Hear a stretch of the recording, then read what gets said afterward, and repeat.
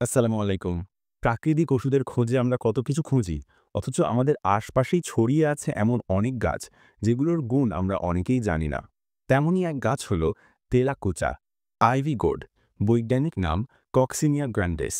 এই লতানো সবুজ গাছটির পাতা, ফল আর শিকড় তিনটি ভিন্ন ভিন্ন সমস্যার সমাধান দিতে পারে। প্রথমে বলি পাতার কথা। তেলাকুচার পাতা দেখতে যেমন কোমল, তেমনি গুণেও ভরপুর। গ্রাম বাংলায় এটি ব্যবহার হয় সর্দি, কাশি, ত্বকের চুলকানি কিংবা জ্বরে।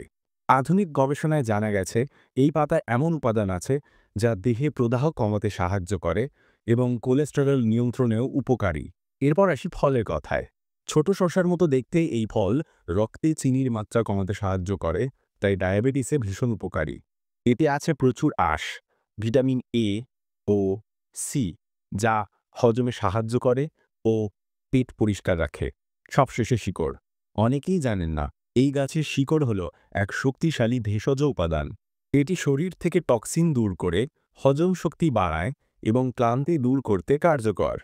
তেলাকুচা শুধু একটি গাছ নয়, এটি প্রকৃতির একটি ভেষজ আশীর্বাদ, যার প্রতিটি অংশই উপকারে ভরা। ধন্যবাদ।